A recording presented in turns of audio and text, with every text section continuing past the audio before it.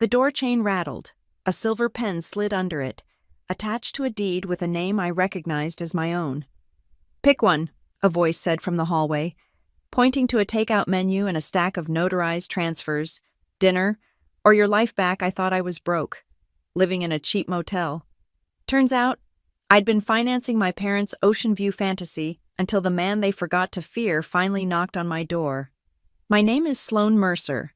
I am 29 years old, and I live in room 214 of the Sagebrush Inn, a place that smells of industrial carpet cleaner, stale cigarette smoke, and the faint, sulfurous tang of the highway.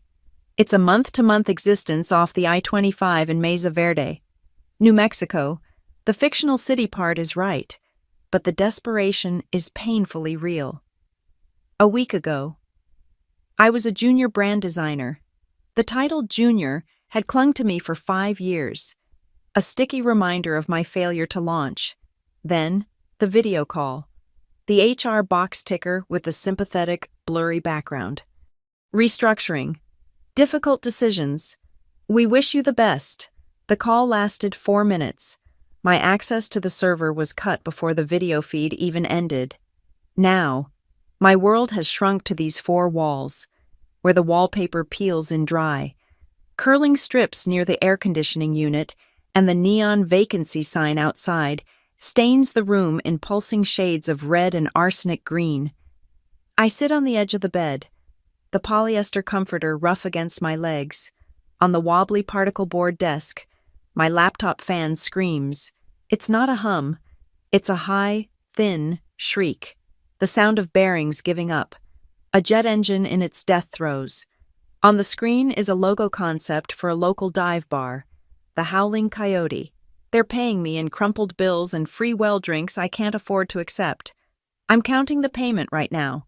The bills are damp, sticking together, carrying the scent of spilled beer and fryer oil. 1, 5, another 5, a 1, a 10, $37. $37 for 12 hours of vector work. My hand still smells like the bar's onions. I rub my temples, trying to ignore the sound of the interstate, the constant, grinding groan of air brakes as the semis gear down for the exit. My phone lights up the dim room. A sudden, sharp blue. It's on the nightstand, next to a half-empty water bottle. A text notification. It's from Lydia, my mother. I don't need to open it to see the preview. It's a photo. She's leaning back against a brilliant turquoise-tiled wall, steam rising around her. Her face, smooth and serene, is angled toward the light. She's at a desert spa in Sedona. The caption, "Just recharging, absolute heaven. You should try it, XO." My stomach tightens into a cold, hard knot. I sent her a text last week. They did layoffs. I was cut. I'm scared. Her reply. 2 days later. "Oh, honey, that's terrible." "Well, everything happens for a reason. Chin up." I swipe the notification away, and another one sits beneath it. From Graham, my dad. It's a reply to the same "I lost my job" message I'd sent him. My text, delivered 3 days ago. His response, sent this afternoon, a single thumbs-up emoji. A thumbs up. I want to throw the phone against the wall, but I can't. It's the only thing connecting me to a world that might, eventually, hire me. Instead, I open my banking app. The screen loads. The numbers glow with a sickening finality. Checking $418.12. Savings, $0. I stare at the 418.12s. It's everything. It's the $37 from the bar. The $450 I got for pawning my DSLR, minus groceries, gas, and the last copay for the anxiety medication I'm now rationing. I scroll down. The dread is a physical pressure, a hand closing around my throat. Pending transactions. NAVNTSTU loan, $420. Processing 10/22. Tomorrow. My student loan autopay will hit tomorrow. It will draw $420 from an account holding $418.12. The math is simple. The payment will fail, or worse, it will overdraft. The bank will charge me $35. Then the motel's weekly charge of $350 will try to hit, and it will bounce. 2. Another $35. By noon tomorrow, I won't just be broke. I'll be negative. I close my eyes. I can't breathe. I push off the bed and pace the small room. 2 steps to the window. 2 steps back. The thin carpet is gritty under my bare feet. I need a lifeline. I need anything. My gaze lands on the phone again. I open my voicemail. I scroll past the missed calls from numbers I don't recognize, probably debt collectors. I scroll down, down, down, to a message from 6 months ago. I press play. The voice is tinny, old, and dry as the New Mexico air. Sloan, Arthur Hale. I'm in Sun Mesa for the quarter. I hear you're in Mesa Verde. Close enough. Call Jonah Price at my office. Set up a lunch. Next time you're in town. Click. Arthur Hale, my maternal grandfather, the man my parents refer to as difficult or an island, always with a slight bitter edge to their voice. I've met him exactly twice. Once when I was 6, at a funeral. Once when I was 19, at a sterile corporate event he was hosting. He'd shaken my hand, his eyes sharp and assessing, and asked if my education was adequate. I never called him back about the lunch. Sun Mesa is only an hour away, but it's a different universe. It's high desert luxury, sprawling terracotta roofs, and private golf courses. What would I have said? Grandpa, the near stranger. My parents hate you. But I just got laid off, and my car is making a rattling noise, and I'm living in a motel. Can you spare a few thousand? The shame was a physical barrier, thicker than concrete. I deleted the voicemail, but it always comes back from the cloud. A digital ghost. The wall vibrates. Boop, boop, boop. A siren sound, followed by a roar of canned applause. My neighbor in 212 is watching a game show. The walls are paper. A woman shrieks. A brand new car. The laugh track swells. I flinch, the sound grating on my raw nerves. I go back to the desk. I have to do something, or the panic will swallow me whole. I push the laptop aside, ignoring the whine of the fan. I pull out my sketchbook, a cheap, spiral-bound one from a grocery store aisle, and a mechanical pencil. I start to sketch. By the dim yellow light of the bedside lamp, I design, not for the bar, for myself. I draw a logo for a fictional bakery called The Daily Rise. I focus on the serif, the clean line of the wheat stalk, the negative space. I work on the curve of the R for 10 minutes. This I can control. The alignment, the balance. It isn't sanity, but it's ballast. It's the only thing keeping me tethered to the floor. I check the date on my phone. October 21st, 11:50 p.m. In 10 minutes, it will be my birthday. My 30th. No, my 29th. I'm only turning 29. Stop. Sloan Mercer. 29. The outline point flashes. Wait, no. The outline my character is 29. I am 29. My birthday is tomorrow. My 30th? No. The prompt says 29. I shake my head. Confused. The stress is making my thoughts slip. Introduce Sloan Mercer, 29. A birthday is tomorrow. That means I'm turning 29 tomorrow. Yes, that's it.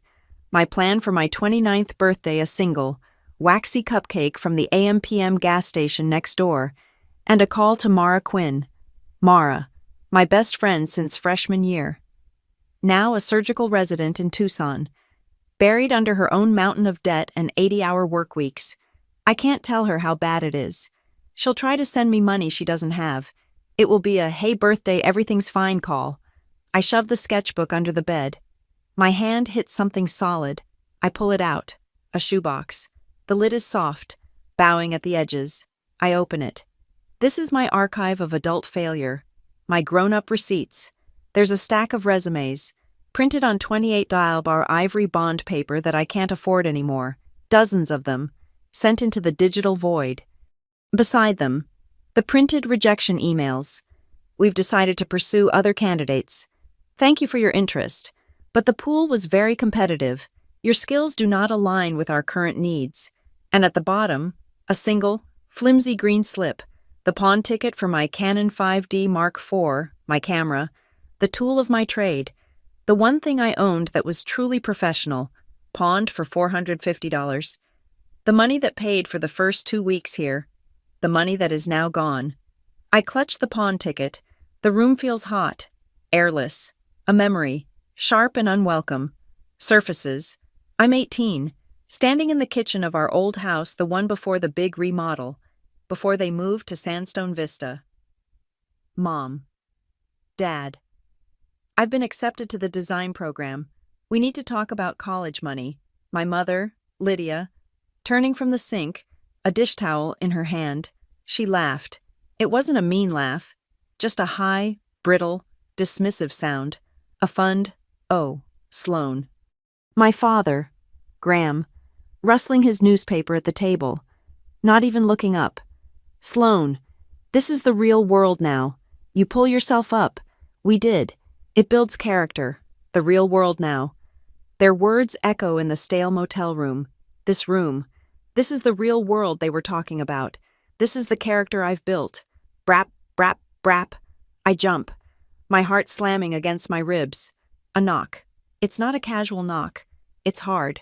Official. I freeze. My first thought, the manager. He knows the autopay is coming. He knows I'm at my limit. He's here to kick me out. Tonight, before the card declines. I creep toward the door, my feet silent on the gritty carpet. I put my eye to the peephole. The fisheye lens shows me nothing but the blurred, beige stucco of the opposite wall. No one is there. I back away. Then, the beige plastic phone on the nightstand shrieks. Brrring! The sound is so loud in the quiet room I almost scream. I snatch it up. Hello? My voice is a whisper. Ms. Mercer, room 214. A man's voice. The front desk. Yes. Apologies for the late hour. Ma'am, there's a gentleman down here in the lobby. My blood runs cold. A collection agent. They found me. He's in a suit, the night manager continues, his voice hesitant. He just prepaid your room for the week. I blink. What prepaid who? Who is it? He didn't give a name, ma'am. He asked for room 214. He said he's on his way up. The line clicks dead. A suit? Prepaid? This isn't help. It's a mistake. Or it's a threat I don't understand. I lunge for the door and slam the deadbolt home. The chunk of the metal bolt sliding into the frame is the loudest sound I've ever heard. I back away, my heart hammering a frantic rhythm against my sternum. I retreat toward the far wall, by the window, as far from the door as I can get. Silence. Just the hum of the ice machine down the corridor, the distant whine of the highway. Then I hear it. Footsteps on the outdoor concrete walkway. Not boots, not sneakers. Click, clack, click, clack. The measured, expensive sound of hard-soled leather shoes, polished brogues. The footsteps stop. Right outside my door, I hold my breath. The game show laughter from 212 has stopped. The world has gone silent. Then, the chain, the short, brass security chain I hadn't latched. It trembles, a soft, metallic jingle, jingle, jingle, as if something, or someone, is touching it from the outside. My hand is on the deadbolt. My knuckles are white. Outside, the world is a held breath. The only sound is the frantic, wet thumping of my own pulse in my ears. The chain jingles again. A tiny, insistent question. Ms. Mercer. The voice from the hallway is the same one from the voicemail. Old, dry, etched with an authority that feels utterly out of place here, like a diamond on a paper plate. It's Arthur Hale. I don't know what to do. My mind cycles through 100 panicked scenarios. He's here to deliver bad news. He's senile and confused. He's here to... What, why now? Why here? The deadbolt feels cold and heavy under my fingers. Taking a shallow, shaky breath, I turn it. The thunk of the bolt retracting echoes in the small room. I pull the door inward just enough to see through the crack, the flimsy brass chain still holding it in place. He stands there, under the buzzing fluorescent tube of the walkway light, perfectly framed, Arthur Hale, at 81 years old, is immaculate. He's wearing a charcoal gray suit that was tailored by someone who charges more than my car is worth. His silver hair is cut with military precision. His shoes, the polished brogues I heard, gleam even in the miserable light. He doesn't look at me. He looks past me, his gaze sweeping over the stained carpet and the peeling wallpaper of my room with a kind of detached, clinical assessment. He holds a thin leather briefcase in one hand and a white paper bag in the other. He finally meets my eyes. They are a pale, piercing blue, sharp and shockingly clear for a man his age. There is no warmth in them, but no malice either, just appraisal. "Room service," he says. His voice is crisp as a new $100 bill. "Or ownership papers." The question is so bizarre, so utterly nonsensical, that it short-circuits my fear. I just stare at him. I don't unlatch the chain. He doesn't wait for an answer. With a sigh that sounds more like an expression of impatience than fatigue, he unhooks the chain from the outside with a practiced flick of his fingers. The door swings open. He steps inside, bringing with him the clean, cold scent of the desert night and something else, the faint, expensive smell of wool and leather. He moves to the wobbly particle board table, the one currently occupied by my shrieking laptop and a half-eaten bag of pretzels. He sets his things down with deliberate care. From the paper bag, he removes 2 takeout menus, their glossy photos promising greasy Chinese food from a place called the Golden Dragon. He places them on one side of the table. Then, he opens his briefcase and takes out a thick, dark leather folder. It's embossed with gold lettering I can just make out in the lamplight Hale Family Trust. He sets this stack on the other side. The 2 piles sit there, a universe apart. The cheap, flimsy menus and the heavy, opulent folder. I find my voice. It comes out as a croak. Is this a prank?" He turns, his expression unreadable. "The expensive kind. If it is, and I assure you, I am not known for my sense of humor." He gestures to the single, threadbare chair by the desk. "Sit, Sloane. This won't take long." I don't move. I stay by the door, my hand still on the knob, my body tense to either fight him or flee. He seems to notice my hesitation and gives another one of those impatient sighs. "I am not here to harm you. I am here because of a discrepancy, a rather significant one." I slowly, cautiously, move to the chair and sit on the very edge. My laptop fan continues its high-pitched scream, a soundtrack to the absurdity of the moment. Arthur pulls the other chair, the one from the small vanity table, over and sits opposite me. He doesn't lean back. He sits perfectly straight, his posture impeccable. "Tell me," he begins, his voice level, "what you know about the Hale Education Subtrust." I blink. The words mean nothing. They are a random collection of syllables. "The what?" "The Hale Education Subtrust," he repeats, slower this time, as if speaking to a child or someone hard of hearing. "Established at the time of your birth, for your benefit."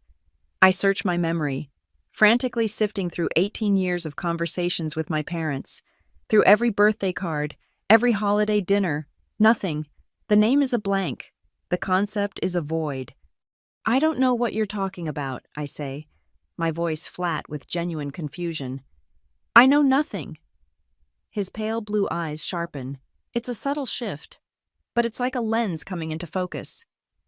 He watches me for a long moment, his gaze so intense, I feel like he's cataloging the lies I don't even know I'm telling. He seems to find what he's looking for. "I see," he says, the 2 words heavy with meaning. He pulls a sleek, minimalist phone from his suit jacket. He taps the screen once and puts it on speakerphone, placing it on the table between us. It rings twice. A voice answers, calm and professional. "Jonah Price."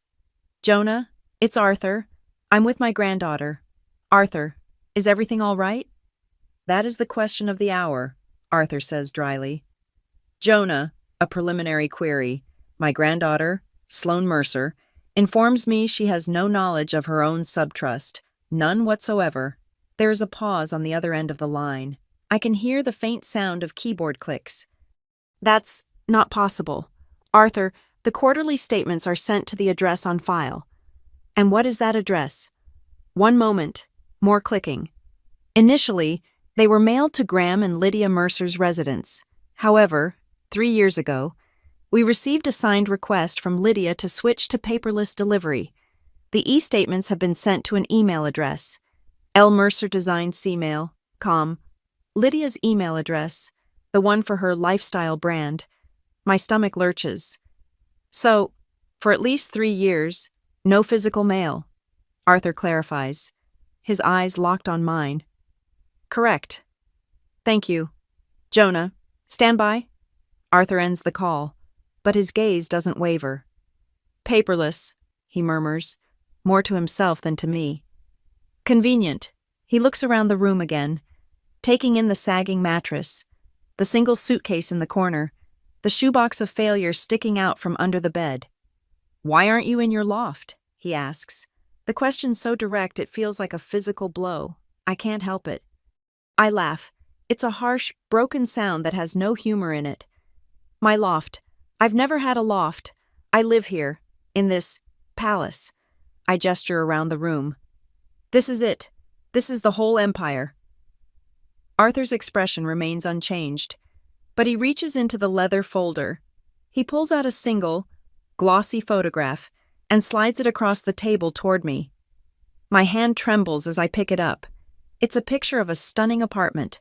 Sunlight pours through massive, floor-to-ceiling windows, illuminating polished hardwood floors and exposed brick walls. It's beautifully furnished in a clean, mid-century modern style.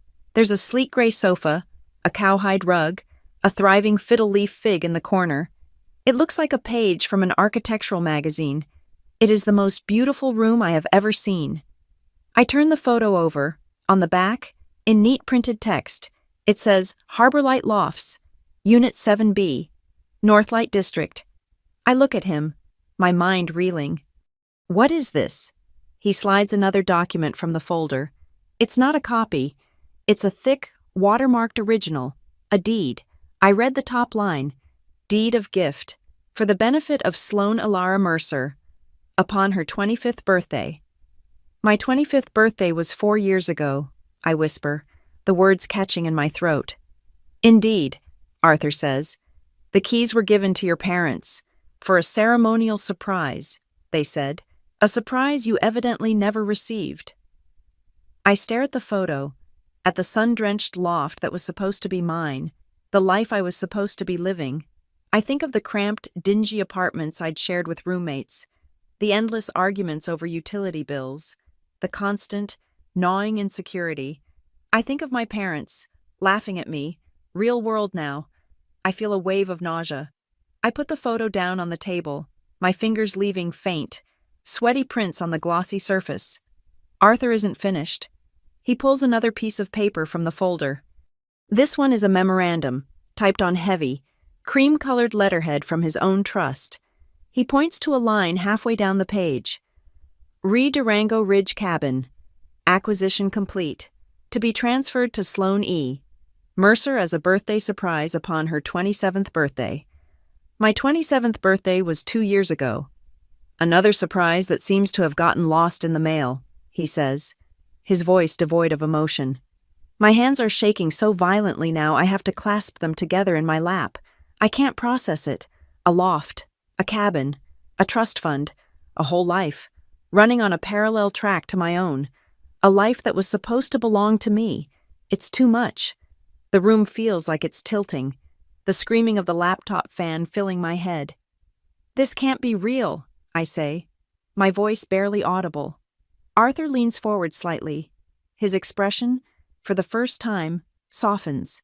The icy blue of his eyes thaws by a single degree. Sloane, he says, his voice low and serious. I am not a man who deals in hypotheticals. These are facts. These are assets. They belong to you. And somewhere, between this folder and your bank account, is a very large, very dark hole. We can leave it alone. We can close the folder. I can leave, and you can order Chinese food. Or, he pauses, letting the weight of the word hang in the air. If you say the word, we open it all. We find the bottom of that hole, right now. He is offering me a choice. Stay in the dark, in the Sagebrush Inn, with my $408 and my looming overdraft, or step into a light so bright it might burn me to ash. I look at the picture of the loft, the life I never knew I lost. I think of my mother's spa selfie, my father's thumbs up emoji. I think of them telling me to pull myself up, to build character, while they held the keys to my entire world in their hands. The shame that has kept me silent for so long, the shame of being the broke granddaughter, is burning away, replaced by a cold, hard fury I have never felt before. I meet my grandfather's gaze. My hands have stopped shaking. I nod once, sharp, decisive. The corner of Arthur's mouth ticks upward, the barest hint of a smile. He picks up his phone and dials. "Jonah," he says, his voice like flint. "Initiate a full-scope forensic review of the F. Sloan Subtrust. Effective immediately. I want numbers. I want a ledger. I want every withdrawal, every transfer, every signature, from inception to the present day, and I want it in an hour. The next 57 minutes are the longest of my life. The air in the room becomes thick, heavy, and hard to breathe. Arthur doesn't speak. He sits perfectly still in the flimsy motel chair, a statue carved from granite and resolve. He doesn't look at his phone. He doesn't look at me. He simply stares at the peeling wallpaper across the room, his hands resting on his knees, waiting. The silence is a living thing, broken only by the incessant, high-pitched scream of my laptop fan and the rhythmic, wheezing hum of the ancient air conditioning unit kicking on and off. I am vibrating. A low-frequency tremor runs through my entire body, a physical manifestation of the shock that has overloaded my circuits. My mind keeps replaying the images, the sun-drenched loft, the typed memorandum about a cabin. It feels like a dream, a hallucination brought on by stress and malnutrition. I keep expecting to blink and find the room empty, the leather folder gone, my reality of stale air and impending overdraft charges snapping back into place. But Arthur remains. The folder remains. I try to make sense of it, to find a rational explanation. It's a mistake. He has the wrong granddaughter. My parents were protecting it for me. The thought dies before it can fully form. Protecting it, by leaving me to drown, by sending spa selfies and thumbs-up emojis while my life imploded. The cold knot of anger in my stomach tells me that isn't it. The coldness is clarity. Every memory of my parents is suddenly cast in a new, sinister light. Every time they said, "We can't help you with rent, honey, we're stretched thin." Every time my mother advised me to budget better while wearing a new silk blouse. Every family dinner where they talked about their latest vacation, their new car, their club memberships, all framed as the just rewards for their hard work. We pulled ourselves up. It builds character. Whose character were they building, mine? Or theirs? The phone on the table, still on speaker, chimes once. It's a notification sound. Arthur doesn't flinch. A moment later, it rings. The sound slices through the tense silence, making me jump in my seat. Arthur leans forward and taps the screen. "Jonah." "Arthur." Jonah Price's voice fills the room again, as calm and steady as a surgeon's. "I have the top-line ledger. I must state for the record that this is a preliminary overview. A full forensic audit will take weeks. But what I have here is stark." "Proceed," Arthur says, opening the file. Jonah's voice is crisp. The official ledger title is Hale Family Subtrust. File reference F. Sloan. He spells my name. F-Sloane. Is that correct? I can only nod, my throat too tight to speak. She confirms. Arthur says, "Very well. The subtrust was established on October 22nd, 1996, the day of her birth. Initial funding, post-tax, was $1.2 million. The number hangs in the air. An impossible sum. $1, $200, $1,000. The air conditioner hums. Outside, A truck's air brakes hiss. My entire life, that number has existed, tethered to my name, and I never knew. The portfolio was structured for conservative, long-term growth, Jonah continues. Based on market performance and our initial projections, the estimated value of the trust by Ms. Mercer's 27th birthday should have been approximately $3.6 million. $3.6 million. I feel lightheaded. I grip the edges of my cheap chair to steady myself. That money could have paid for my education 10 times over. It could have bought a house, started a business, provided a safety net so deep I would never have known the terror of a dwindling bank account. Jonah, Arthur's voice is sharp, cutting through my shock. The current balance. A pause. I hear the soft click of a mouse. The silence stretches for a full 5 seconds. The current displayed balance in the F. Sloan subtrust, Jonah says, and his professional tone is now laced with something that sounds like disbelief, is $214,900.17. The discrepancy is so vast, so catastrophic, that my mind can't grasp it. It's like being told the Grand Canyon is a pothole, over $3 million, gone, vanished into thin air. Silence, Arthur says into the phone, but he's looking at me. She is processing. He's right. I can't speak. I can't even think.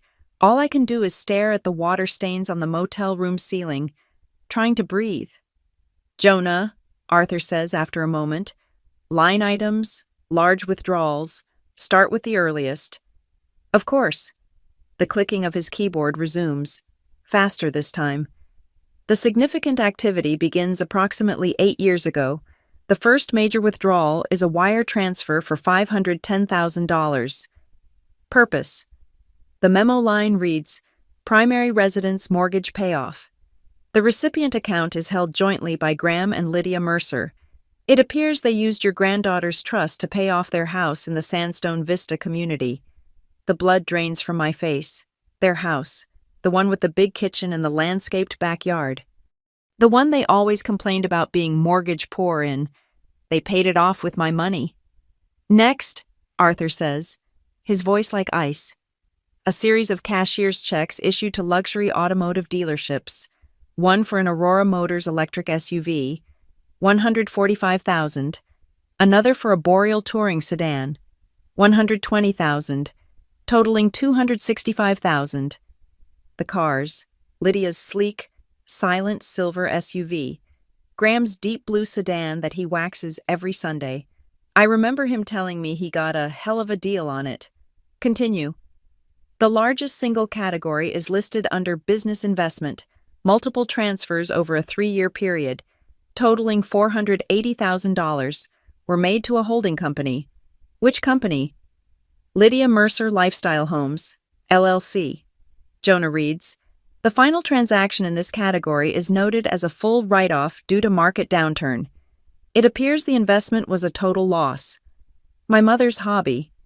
Her lifestyle brand that never seemed to sell anything. The website with stock photos and vague promises of curated living. It wasn't a hobby. It was a $480,000 hole she dug with my money. There's more, Jonah says, his voice grim. A recurring series of withdrawals coded to travel and wellness. This category is broad. It includes first-class airfare, extended stays at high-end resorts in Hawaii and the Caribbean, private club membership dues at the Mesa Verde Country Club, and significant charges from multiple desert spas in Arizona, totaling approximately $390,000. The spa photo.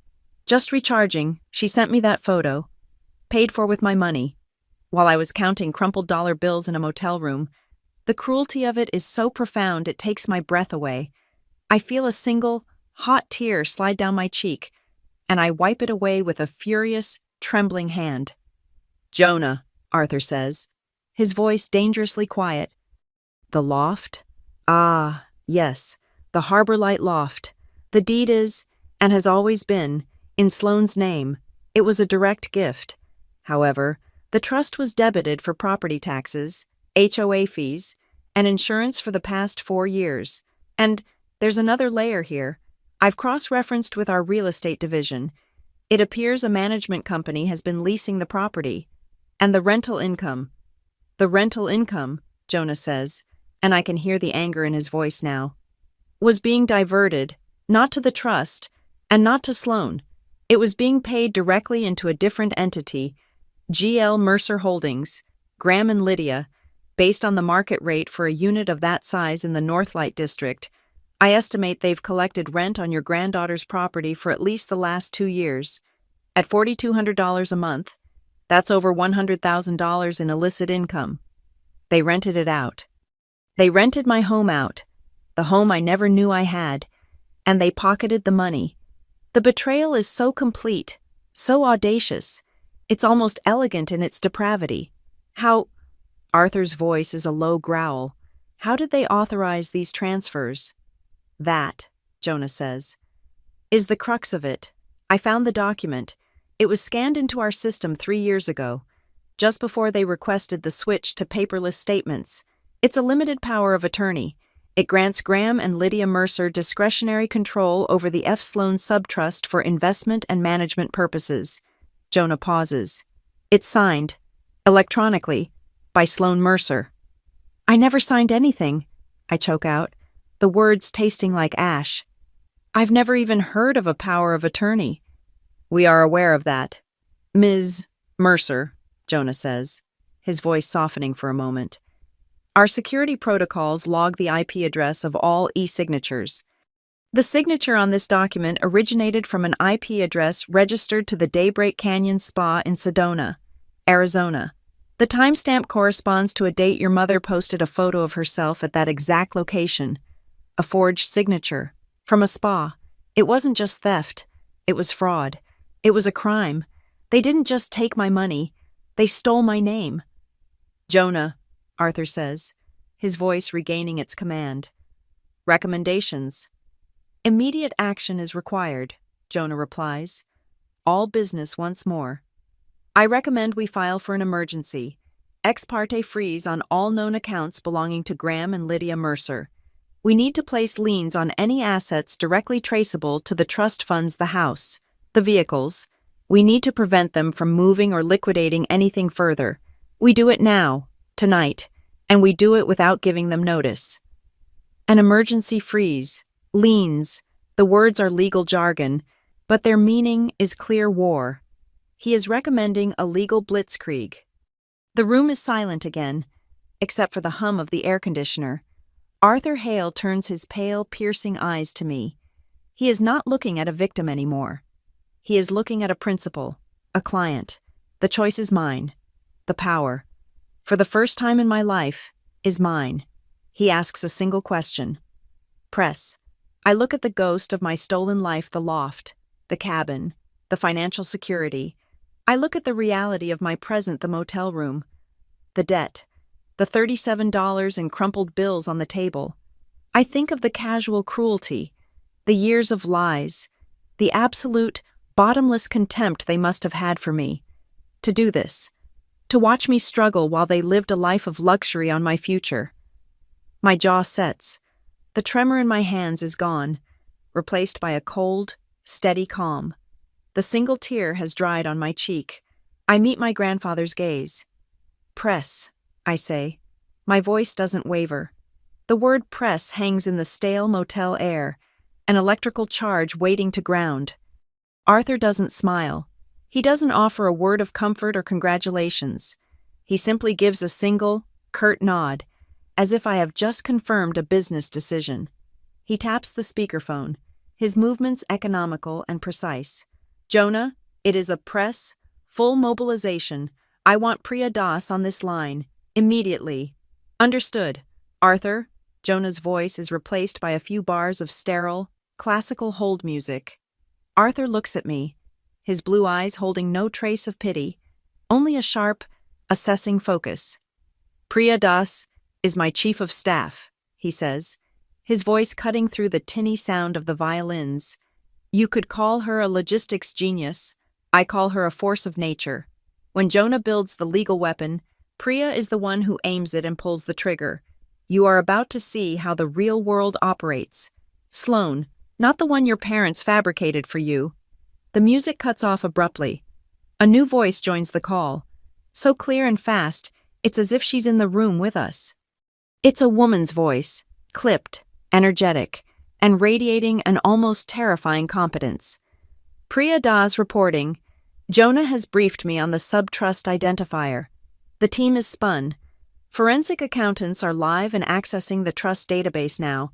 What is the primary objective? Asset freeze and flight risk. Arthur states, understood. The speed at which she processes this is startling. Jonah, I need the emergency judicial subpoena for Messiah Bank's wire room. Targeting all accounts associated with Graham and Lydia Mercer. I want transaction histories for the last 72 hours. Now. Drafting, Jonah replies, his voice steady in the background. Arthur, I am filing the ex parte motion for the temporary restraining order right now. Judge Alvarez is on night duty. Her clerk is expecting the file. We should have a signed order freezing all known assets within the hour. Good, Arthur says. My laptop fan is still screaming on the desk, a pathetic, high-pitched whine. It sounds like a child's toy compared to the high-powered machinery I'm listening to. The sound is suddenly unbearable. I reach over and push the laptop lid down. The shriek dies with a soft click, leaving the room in a silence filled only by the hum of the AC unit and the voices on the phone. A digital tribunal assembled in my motel room. Priya's voice cuts back in. Accessing bank data. Stand by. The silence stretches. I can feel my own heart beating. A heavy, dull thud against my ribs. I'm an audience member at my own life's autopsy. Got it, Priya says. Her tone is tight, sharp as a scalpel. Arthur, this wasn't just systematic theft. This is a liquidation. This is an exit plan. My stomach clenches. Explain, Arthur commands. Wire room data shows 3 cashier's checks issued from their primary checking account, all dated last week, totaling $90,000. They were made payable to a shell corporation. The name, Arthur demands. Belize Vista Escapes, LLC. Belize, the name of a country, not a company. I feel a cold dread creep up my spine. They are running, Arthur says. It is not a question. They are running tomorrow, Priya corrects, her voice devoid of emotion. I'm running their passports and credit cards against airline manifests. Hold. More silence. Just the faint tap-tap-tap of her keyboard. Yes. Confirmed. Lydia Mercer. Graham Mercer. 2 one-way. First-class tickets. Mesa Verde to Dallas-Fort Worth. Connecting to Amber Cay. Belize. Flight 1107. Departs tomorrow morning at 6:05 a.m. Tomorrow. In less than 7 hours. The realization hits me like a physical blow. The spa photo. The thumbs up. It wasn't just negligence. It was a goodbye. They were planning to empty the last $200,000 from the trust, take their $90,000 in cash, and disappear to a beach. They were leaving me here, in this room, to face an overdraft I couldn't pay, to be evicted, to be crushed under the weight of a life they had already picked clean. The cold, calculated cruelty of it is breathtaking. They weren't just leaving me behind. They were ensuring I couldn't follow. Jonah, Arthur's voice is a whip crack. I'm ahead of you, Jonah replies, his voice tight. The TURO includes a provision for an immediate TSA alert and custodial hold. I am routing the signed order directly to the Department of Homeland Security's regional office. The second Judge Alvarez's signature is on it. They will not make it to the gate.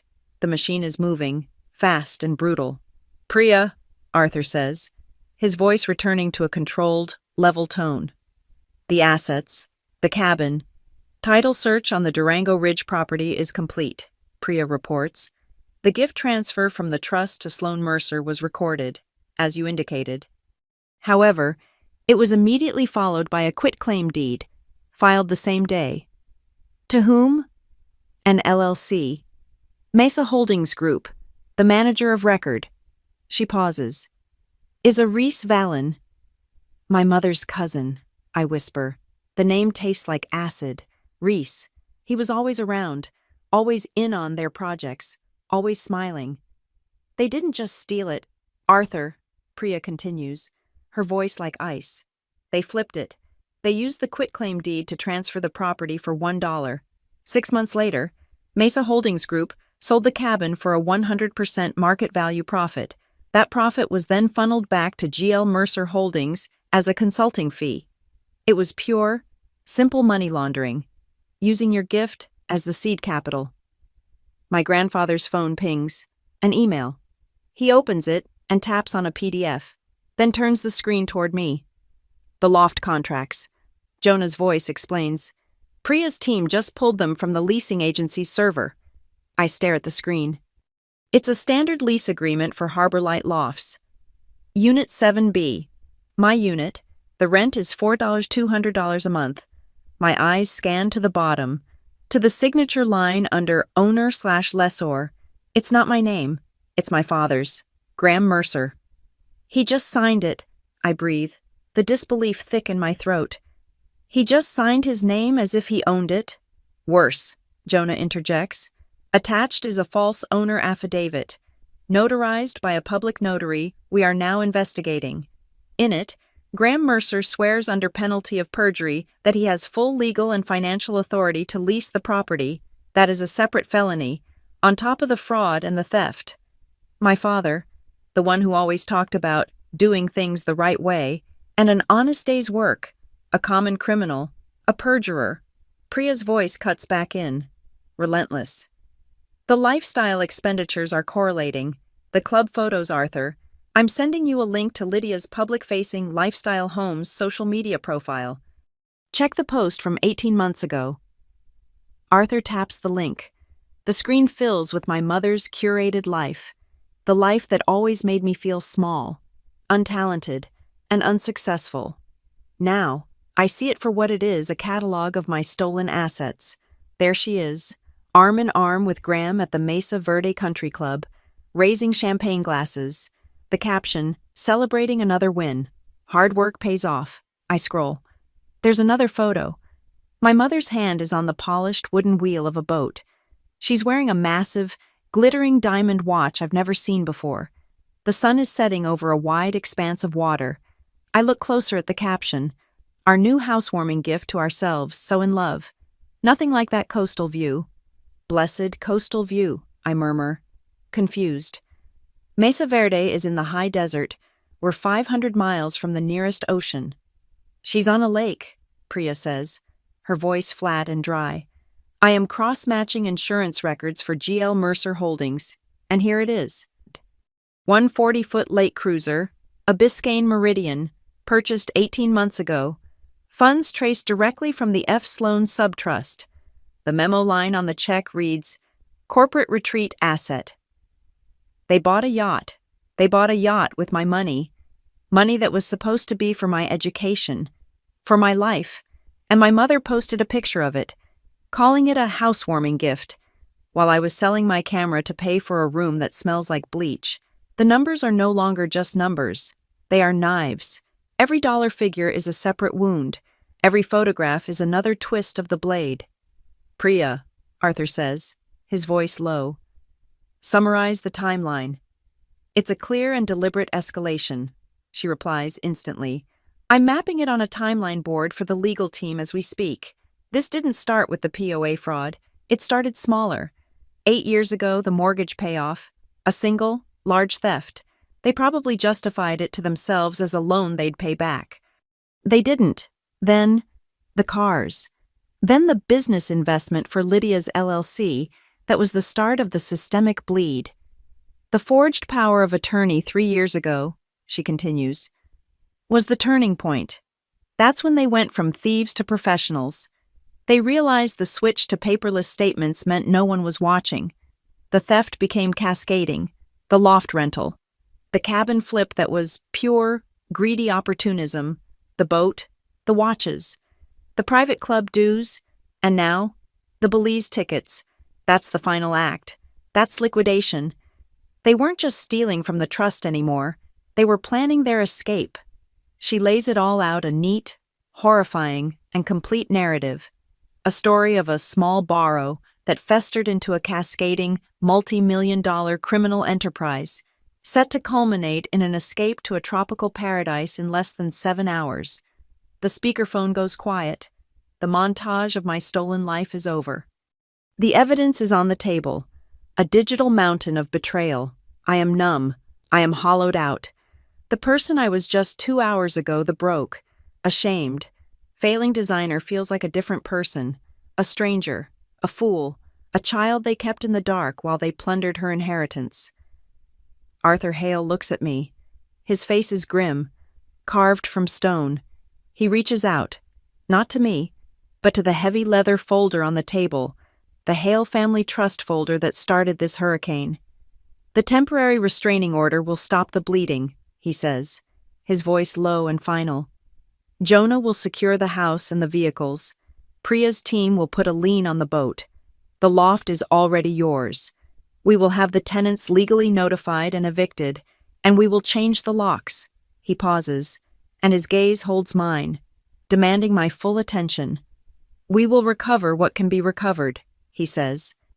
But the rest, the money they burned on spas and clubs, the business they ran into the ground, the cash they were attempting to flee the country with, that is not just recovery, that is litigation, that is restitution. He lets the next words hang in the air, heavier and sharper than any number.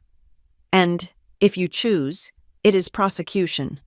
The choice, I realize, is still mine, and the night, and the fight, is far from over. Arthur is gone. The call is over. The heavy embossed leather folder sits on the wobbly table, a black hole of evidence in a room that suddenly feels too bright, too small, too real.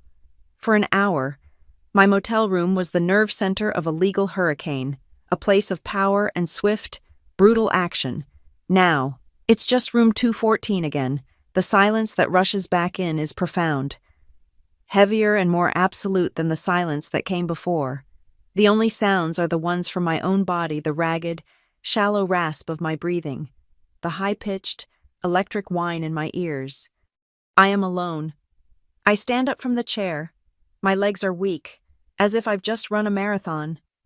I walk the 2 steps to the bed and sit down, then lie back. The polyester comforter is rough against my neck. I stare at the ceiling.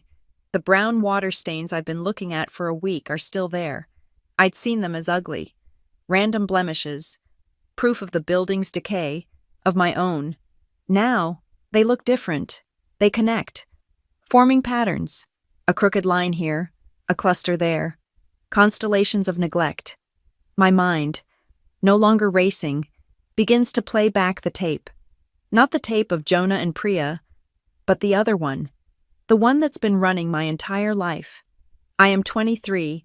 I am standing in the kitchen of my first apartment, the one with the broken heater. My phone is pressed to my ear. Mom, I miscalculated. My student loan payment is due, and my paycheck is late. I'm going to overdraft. I just need $100, just until Friday. Lydia's voice, sighing, full of a weary disappointment that makes me feel like a child. Oh, Sloan, we just can't help. We're stretched so thin this month. You have no idea. The club dues just went up. You have to learn to manage your money. Stretched thin. I close my eyes. The memory so vivid it's painful. Stretched thin, she'd said. I checked the dates Priya had listed. That was the month they bought the Boreal touring sedan. They couldn't spare $100 for me because they were busy spending $120,000 of my own. I am 25. I skipped dinner for 3 nights in a row, eating nothing but saltine crackers from the back of my pantry, so I can make the minimum interest payment on my credit card, the one I'd used to buy textbooks. I remember the gnawing, acidic hunger in my stomach, and the sharper, deeper shame of having to do it. The same week, Lydia posted a photo of a simple, rustic dinner with her lifestyle group. It was at a restaurant where the appetizers cost more than my electric bill. That was the month of the travel and wellness withdrawals. My hunger paid for their first-class seats. Every no they ever gave me, every we can't, honey, every you need to pull yourself up, every we're not made of money. It was all a lie, a cold, calculated, brutal lie, designed to keep me desperate, to keep me scrambling, to keep me from ever looking up and asking the right questions. They weren't just denying me help, they were actively, systemically, stealing my ability to help myself, and then shaming me for needing it. The memory that finally breaks me is the one from my college graduation. I'm in my cap and gown, sweating under the May sun. My parents are there, smiling for the cameras, putting their arms around me for the photos. Our daughter, the graduate. Later, at a crowded, mediocre restaurant, Lydia presented me with a gift. It wasn't an envelope with cash. It wasn't a piece of jewelry. It was a book, a thin, brightly colored paperback, the Savvy Savers budgeting workbook. "This is what you need now. Sloan," she'd said, her smile bright and condescending. "The real world isn't a classroom. This will teach you how to really handle money." I remember the hot flush of shame, the feeling of being misunderstood, of being seen as hopelessly juvenile. I'd smiled, and I'd thanked her. Now, I see the scene for what it was. I see my mother, handing me a $10 workbook on how to save pennies, while her fingers were still tapping on a keyboard, approving a wire transfer for $50,000 of my money to pay for her imported marble countertops. The Lydia Mercer Lifestyle Homes, LLC investment, the audacity of it, the breathtaking, psychopathic cruelty. The shame I've been carrying for a decade, the shame of being poor, of failing, of not being good enough, doesn't just fade, it burns, it combusts. A chemical reaction in my chest, and in its place, something new rises from the ash. It is clarity. The clarity is a white-hot, sterile light that illuminates every dark corner of my past. I wasn't a failure. I was a victim. I wasn't bad with money. I had no money. I wasn't a disappointment. I was a bank account. And the clarity morphs again. It sharpens. It hardens. It becomes anger. This isn't the hot, messy anger that makes you scream or throw things. It is a cold, structural anger. It's the anger of a support beam that has discovered it was hollow all along. It's the anger of a foundation that has been built on sand.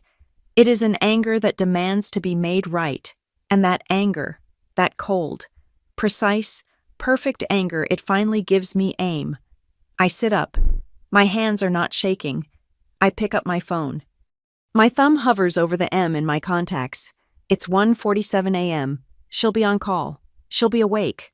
I press the button. It rings twice. Her voice is instant, alert, and thick with exhaustion. "Sloan. What's wrong? You okay?" My voice comes out, but it doesn't sound like mine. It's flat, hard. "Mara." "Sloan, what is it you sound?" "They stole everything," I say. "My parents. They stole everything from me.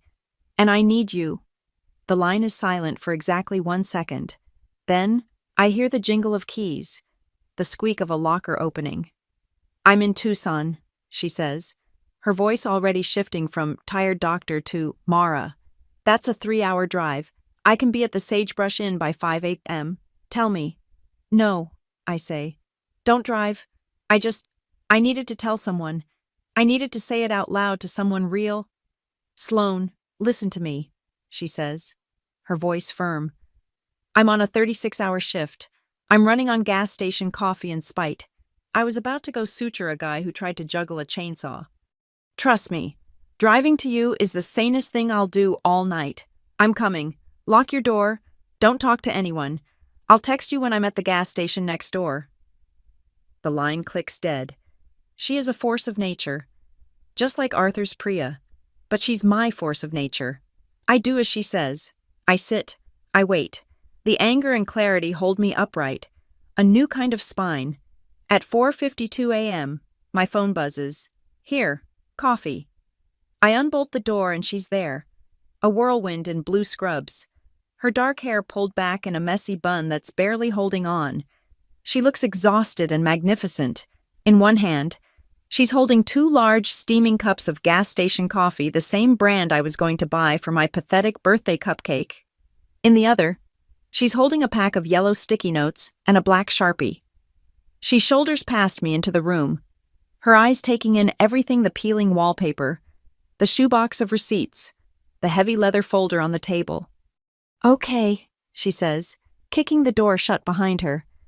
"You were right. This room is a crime scene." She shoves a coffee into my hand. It's hot, and the smell is acrid and real.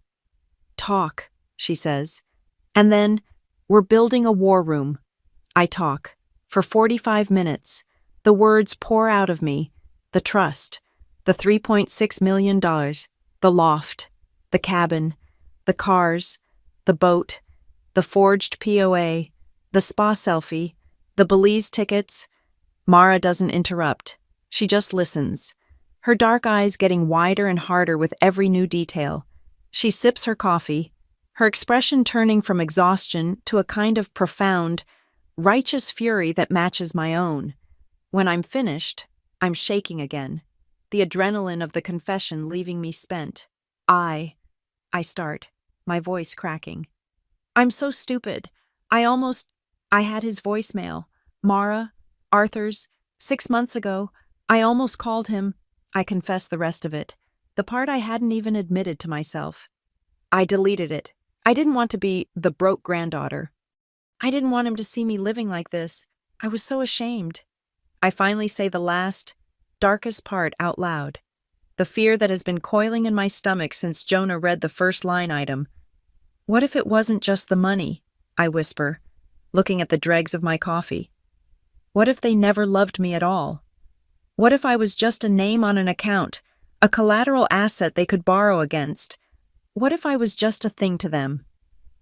The question hangs in the air. The most terrifying question of all. Mara puts her coffee cup down with a sharp thud on the particle board desk.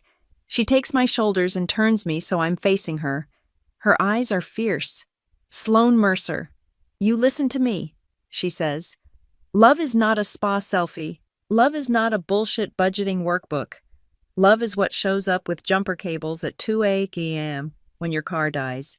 Love is what listens to you cry about a bad haircut for an hour. Love is what drives 3 hours on no sleep to sit with you in a shit motel room because you said you needed them." She taps my chest with her finger. "Love is what we do, what you do, what they did. That's not love. That's a parasite. That's a sickness. And you don't mourn a parasite. You kill it.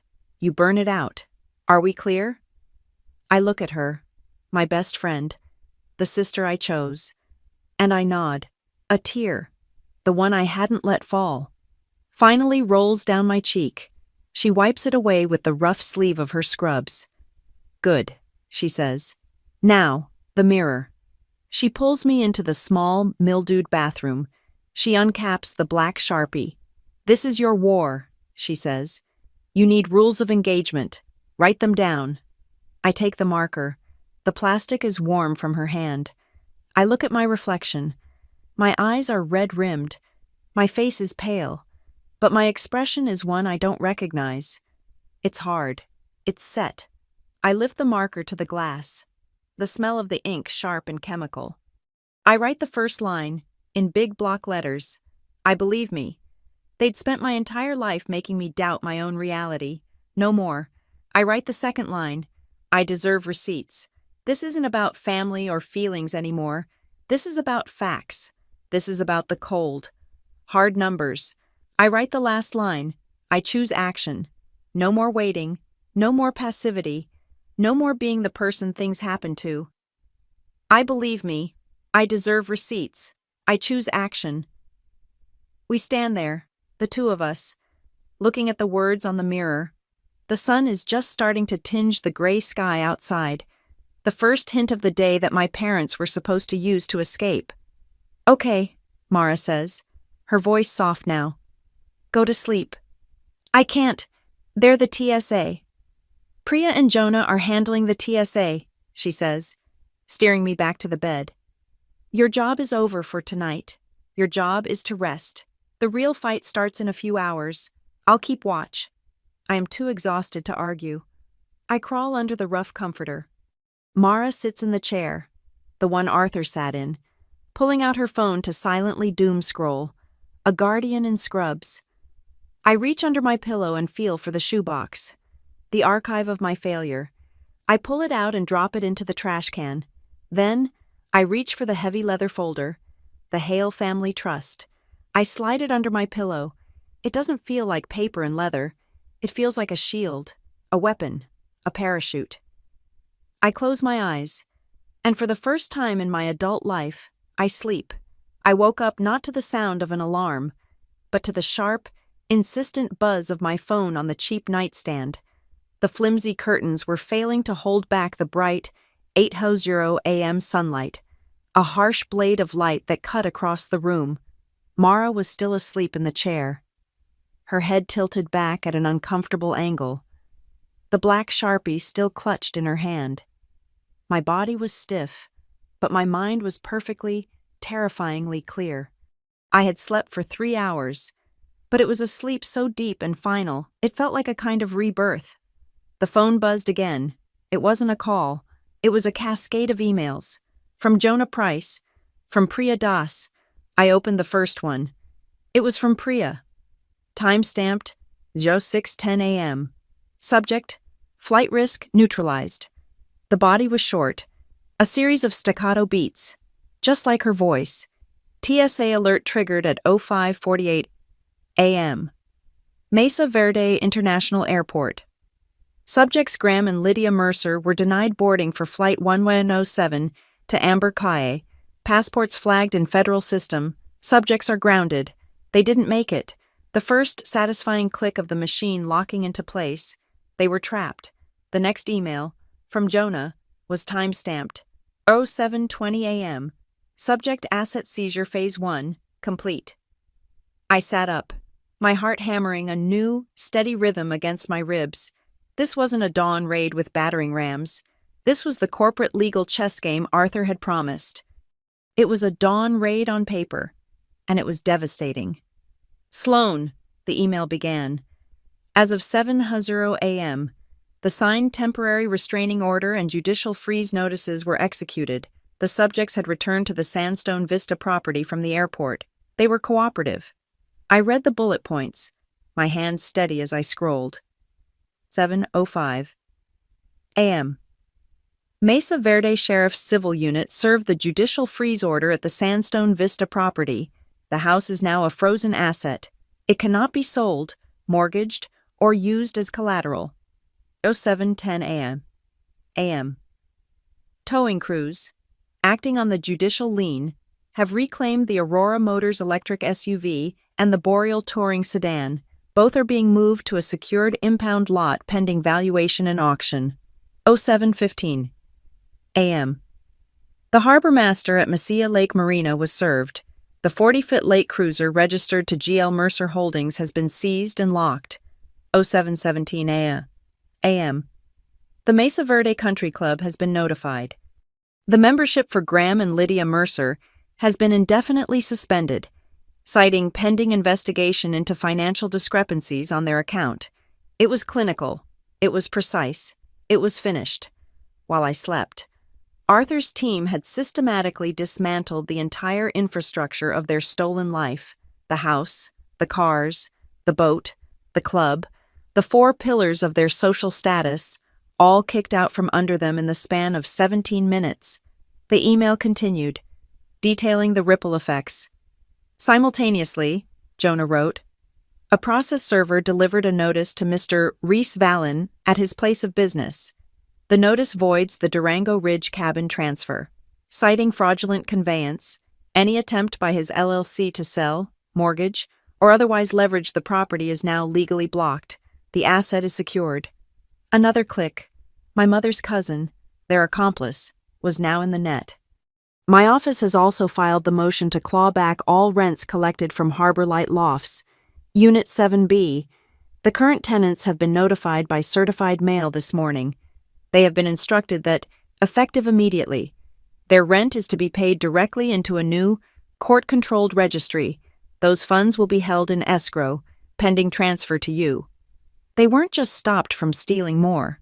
The machine was now reversing, pulling back every dollar that had been siphoned away. A new email pinged. This one was from Priya. Subject forensic packet for hearing exhibits, a B. Sloan, she wrote, We are compiling the exhibit binder. The court has scheduled a probable cause hearing for tomorrow to make the temporary orders permanent. I've attached 2 key items for your review. This is the proof. I opened the first attachment. It was a PDF, e-sign overlay expert report. My screen filled with a cold, technical diagram. On the left was my actual signature, which Jonah's team had pulled from my original college aid application forms that the trust had on file from a decade ago. It was fluid, the S open, the E at the end trailing upward. On the right was the forged signature from the power of attorney. It was static, cramped, and the angle was all wrong. The third image showed them overlaid. They didn't match in a single place. The forensic expert's note was blunt. 0-point correlation. The forgery is a clear digital image overlay, sourced from a different root file and resized, not authentic, not written. The words I had written on the mirror echoed in my head. I deserve receipts. I opened the second attachment. Bank stills, zip. The file unzipped into a series of grainy, time-stamped photos from Messia Bank's overhead security cameras. Still 1 32:14 a.m. 04:12, 2021. Lydia, my mother, is at the teller window. She is smiling, her hair perfect, handing over a withdrawal slip. Priya had helpfully drawn a red arrow pointing to it, with a note. Matches 145K wire for Aurora Motors. Satage, 10:33:01 a.m. 04:12, 2021. Graham, my father, is at one of the customer desks in the lobby, signing a stack of papers. Another red circle. Signing GL Mercer Holdings consulting invoices, used to justify LLC business investment write-offs. There they were, not just a digital ghost on an IP address. There they were, in the flesh, on camera, actively, cheerfully, together, performing the theft, smiling as they signed the papers that gutted my future. Mara stirred in the chair, blinking her eyes open. What time is it?" she mumbled, stretching her neck. "It's 8:15, I said.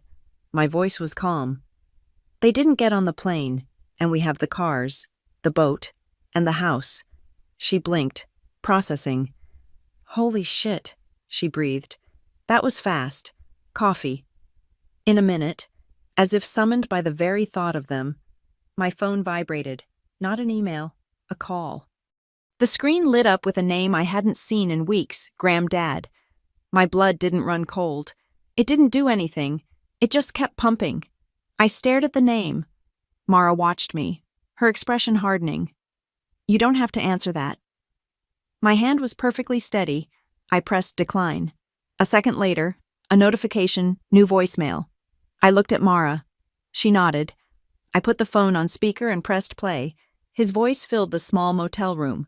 It wasn't the angry, shouting voice I expected. It was worse. It was the calm, paternal, disappointed voice he used when I'd failed a math test in high school. The voice designed to make me feel small, stupid, and ashamed. Sloan, pick up. This is an absolute nightmare. Your grandfather, he's lost his mind. He's clearly manipulating you. These lawyers, these seizures, this is all insane. This is a simple misunderstanding. Sloan, his voice was laced with that awful counterfeit sincerity. You need to call us. You need to call us first. Talk to us. Family should resolve family matters. This isn't how we do things. Click. The voicemail ended. Family should resolve family. The same family that forged my name. The same family that was fleeing to Belize. The hypocrisy was so pure, so potent. It was almost admirable. "Wow," Mara said, her voice dripping with venom. "That's a vintage. Grade A guilt trip. He's good." Before I could even process it, the phone lit up again. A text message. From Lydia Mom. The mask wasn't just off. It had been incinerated.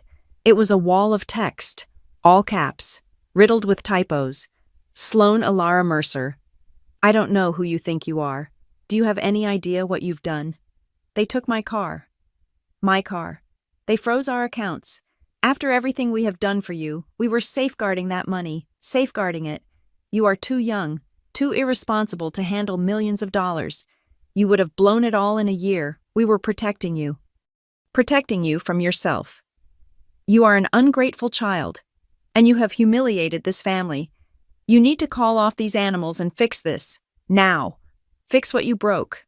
I read it twice. Safeguarding it in a 40-foot boat. Safeguarding it in first-class tickets to a country with no extradition treaty. Safeguarding it in marble countertops and private club fees. I didn't reply. I didn't feel anger or sadness. I felt nothing at all. I just took a screenshot of the text message. I took a screenshot of the voicemail log. I attached them to a new email and sent them to Jonah Price and Priya Das. My message was one sentence. For the probable cause hearing. My phone buzzed one last time. It was an email from Priya. Subject preliminary asset recovery estimate. Sloan, it read, based on the forced sale auction value of the seized assets house, cars, boat, and the full clawback of the cabin flip and loft rents, our current net recoverable estimate is $2,050,000. This number will rise as we continue to trace and liquidate secondary assets like the diamond watch. This is a strong start. I looked at the number. $2,050,000. I opened my banking app, $418.12. The student loan autopay was still pending. A ticking bomb. The room was quiet. My phone rang. It wasn't my parents. It was Arthur. I answered. Sloan. His voice was gravel. I saw the emails, I said. You saw the text messages, he replied. He's already seen them. Of course he had. Yes. The court has frozen their assets based on the civil fraud, Arthur said, his voice flat and tactical. Jonah has a very strong case. We will recover a significant portion of what was taken. That is the civil track. It is a lawsuit. It is about money. He paused. A deliberate, heavy silence. I knew what was coming. The last, and most important, choice. But the evidence Priya has compiled, the forged signature, the bank stills, the calculated flight risk, the attempted escape this morning that is not just fraud. That is a criminal matter. Forgery, wire fraud, conspiracy. He let the words settle, each one a stone dropping into a deep well. The district attorney's office would be very interested in that file. That track that is not about money. It is about justice. It is about jail time. He was asking me to make the final move. This was the end of the chess game. The next step is yours. Sloan, he said. Civil only, or do we refer for criminal prosecution? I turned and looked at the words still written on the mirror. I believe me. I deserve receipts. I choose action. I thought of the budgeting workbook. I thought of the thumbs up emoji. I thought of them. Smiling at the bank camera. Stealing my life. And then calling me ungrateful for finally catching them. Arthur, I said, my voice steady and cold as the bottom of a lake. We do both. The courthouse hallway thrums. It's an institutional sound, a low-voltage hum of anxiety, stale coffee, and the echo of hundreds of voices bouncing off the polished marble floors. I sit on a hard wooden bench, my back straight, my hands clasped in my lap. Jonah sits beside me, his briefcase open, silently reviewing a binder tabbed with color-coded exhibits. Arthur stands a few feet away, leaning lightly on his cane, staring at the elevator bank. Priya, Arthur's chief of staff, had sent a car for me this morning. Not to the Sagebrush Inn I'd checked out yesterday, the bill paid in full by Arthur's trust, but to a nondescript corporate apartment she had secured. With the car came a box. Inside was a simple, dark navy blue sheath dress and a pair of low black heels, armor. The note attached had read, "The hearing is at 10 a.m. Judge Alvarez. She does not suffer fools." The elevator doors slide open with a soft ding, and they are there. My first coherent thought is, they look cheap. The illusion of their wealth. The one they had curated so carefully at my expense is gone. It was built on my money, and now that the money is frozen, the illusion has evaporated. Lydia, the woman who lived in spa robes and designer silks, is wearing beige, muted flats. Her hair, usually a perfect, expensive blonde, shows an inch of dark, mousy roots. Her face is pale and puffy, her eyes narrowed to slits. Graham is beside her, looking like a man drowning in his own clothes. He's wearing an off-the-rack suit, a sickly, shiny shade of brown that's at least 2 sizes too big. The shoulders droop. The sleeves hang past his knuckles. He looks like a child playing dress-up in his father's closet. He's fidgeting with the knot of a truly ugly tie. They see us. Graham flinches, a physical recoil. His eyes dart to the floor, to the ceiling, to the exit sign, anywhere but at me, anywhere but at Arthur. Lydia, however, stares right at me.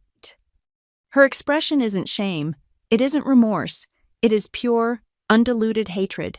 So potent it feels like a physical force. She takes a half step toward me, her hands clenching. Arthur moves. He doesn't lurch. He simply shifts his weight and plants his cane on the marble tile between us. Tick. The sound is sharp, precise. A metronome setting the pace. It's the only sound in the hallway. It stops Lydia cold. Her mouth snaps shut. Their lawyer, a rumpled, overwhelmed-looking man, puts a hand on Graham's arm and steers them past us, down the hall. They avert their eyes as they pass. They don't look at Arthur. They don't look at me. Sloane, Jonah's voice is calm. He slides a document across the bench toward me, along with a heavy black ink pen. This is the final affidavit, your sworn statement testifying that you never granted, signed, or had knowledge of the limited power of attorney, nor did you have knowledge of the trust's existence until October 21st. I pick up the pen. I remember my hand shaking in the motel room, the tremor so bad I couldn't hold the photograph of the loft. I remember the nausea, the cold sweat of panic. I look at the signature line. My hand, now, is perfectly steady. I sign my name. The ink flows, black and certain. The courtroom is heavy, paneled in dark wood that seems to absorb all the light. It's not a full trial. Just this, a probable cause hearing to determine the future of the civil case and the asset freeze. We sit at one table, my parents and their rumpled lawyer at the other, the judge, a woman in her 60s with sharp eyes and zero patience, glares down at us all from her high bench. Mr. Price, she says, her voice cutting. You filed this motion. The floor is yours. Make it quick. Jonah stands. He is a machine of calm, focused logic. Thank you, Your Honor. We are here today to demonstrate probable cause that a systematic, multi-million-dollar fraud has occurred, and to request that the temporary asset freeze on the defendants, Graham and Lydia Mercer, be made permanent. Objection, their lawyer says, half rising from his chair. The language is inflammatory. This is a family matter. The judge glances at him over her glasses. It was a family matter until $3 million allegedly went missing. Sit down. The lawyer sits. Jonah continues, his voice never rising. This was not a misunderstanding. This was a calculated criminal enterprise perpetrated by the defendants against their own daughter. Their lawyer tries again when it's his turn. He shuffles his papers, his voice wheedling. Your Honor, my clients, Mr. and Mrs. Mercer, they are parents. The fund in question was for their daughter. They were merely exercising parental discretion. He says the words as if they are a magic spell. They were safeguarding the funds, as is their right as parents. They feared their daughter at her young age would be irresponsible. I watch the judge. She slowly takes off her reading glasses and sets them on the desk. Her eyebrow doesn't just climb, it launches into orbit, disappearing into her hairline. Parental discretion, counsel, she asks, her voice dripping with a sarcasm so cold it could freeze water. Safeguarding. She leans into her microphone. I believe Mr. Price has some exhibits related to this safeguarding. Let's see them. Jonah walks to the podium. This isn't a chess game anymore. This is a demolition. We begin with Exhibit J, Your Honor. The large monitors in the courtroom flicker to life. It's not a document. It's my mother's Instagram reel. Her, at the Daybreak Canyon Spa. Robe open. Smiling. Clinking champagne glasses with a friend. The timestamp is visible. This, Jonah says, was posted by Ms. Lydia Mercer on October 19th. We have provided phone records showing this was posted at the exact same hour my client, Ms. Mercer, texted her mother to say she had been laid off and was, quote, scared. It is also, as our forensic report confirms, the exact time and location down to the IP address of the spa's Wi-Fi that the fraudulent power of attorney was electronically signed. I hear a sharp, strangled gasp from my mother's table. Next, Exhibit L. The screen changes.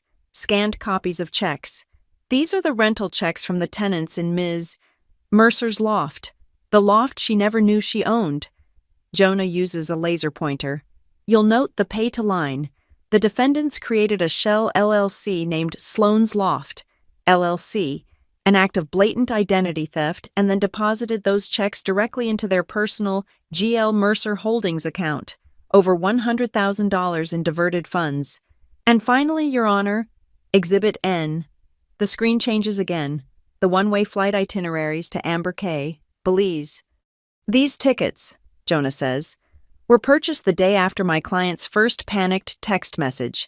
They were scheduled to depart the morning after my client discovered the fraud. This was not parental discretion. This was an escape plan. He holds up a single sheet of paper. This is a printout of the email from Lydia Mercer to Graham Mercer, confirming the tickets. Her instructions, at the bottom, are simple: do not forward, delete after reading. The courtroom is absolutely silent. The judge looks at my parents, her expression hardening to one of pure contempt. She looks at their lawyer. Counsel, your parental discretion argument appears to have deficiencies. Do you have anything at all to counter this? Lydia whispers, a frantic, hissing sound, into her lawyer's ear. He looks pained. He stands, his shoulders slumped. Your Honor, my client, Ms. Mercer, she insists the keys to the loft. They were merely holding them for a ceremonial surprise for her birthday. The judge stares at him for a full, agonizing 10 seconds. Then, she holds up a hand. A bailiff, who had been standing by the evidence table, nods. He picks up a clear plastic evidence box and places it on the judge's bench. This box, the judge says, her voice booming in the quiet room, was recovered from Ms. Lydia Mercer's handbag at the airport yesterday morning by TSA. Pursuant to the judicial order, it contains, she tips the box, a set of keys, attached to an elegant brass Harbor Light Lofts fob, clatters onto her desk. The keys to the loft, the judge says, her voice dangerously soft. She was taking them to Belize with her. She locks eyes with my mother.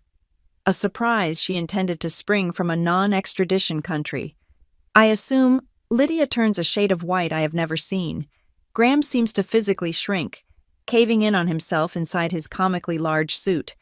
The judge slams her gavel. The sound cracks through the room. The temporary restraining order and asset freeze are hereby made permanent. Mr. Price's office will draft a full restitution plan. To be approved by this court, every single cent traceable to the F. Sloan Trust will be returned. The house, the cars, the boat, the contents of every account will be liquidated. She then leans forward, pointing her pen at the two of them. And let me be perfectly clear. This is a civil proceeding. But the evidence presented here today, the forged signature, the wire fraud, the false owner affidavits, the conspiracy, the blatant flight risk, it stinks to high heaven of criminal intent. If I see $1 moved, one account you forgot about, one single act of non-compliance, or one shred of interference or contact with your daughter, I will personally pick up the phone and refer this entire sordid file to the district attorney's office for immediate prosecution. Am I understood? It's over. We are outside, back in the thrumming hallway. But the thrum has changed. It's the press. Jonah must have tipped them off. The second we exit the courtroom doors, a wall of cameras and microphones surrounds us. Sloan, what do you have to say to your parents? Ms. Mercer, is it true they stole millions? How does it feel? Are you relieved? What's the next step? The questions fly at me, a barrage of flashbulbs and hungry, prying voices. They want a show. They want tears. They want me to rail against the injustice, to play the public victim. I look straight ahead, at the exit sign at the end of the hall. I think of the words on the motel mirror. I choose action. This was the action. The rest is just noise. I say nothing. I choose silence over spectacle. Arthur puts a steadying hand on the small of my back. We walk. His cane ticks on the tile. Tick, tick, tick. A steady, relentless rhythm, cutting right through the chaos. We're almost at the main doors. Sloan, her voice. That hiss. I stop. I have to. I turn. Lydia has broken away from her lawyer. Her face twisted into a mask of pure reptilian rage. The press surges toward her. You'll regret this, she hisses, her voice low, but carrying, shaking with a fury that is almost primal. You'll regret humiliating us. We're your family. I just look at her, the woman who gave me a budgeting workbook, the woman who was fleeing to a beach while I faced eviction, the woman who, even now, after all this, still sees her humiliation as the crime and my survival as the betrayal. I feel nothing. The great, aching void of love and duty I'd carried for her my entire life is gone. It's just an empty space. Before I can even think of a reply, Arthur steps slightly in front of me, a shield. He looks at Lydia. He doesn't raise his voice. He doesn't sneer. He chuckles. It's a soft sound. Dry. Just air passing through his throat. It's not a sound of humor. It's the sound of a vault door being sealed. It's the sound of a heavy iron lock clicking shut, once and for all. He turns, his cane tapping the floor, and we walk out of the courthouse into the bright, blinding sunlight, leaving them behind in the shadows. The courthouse was yesterday.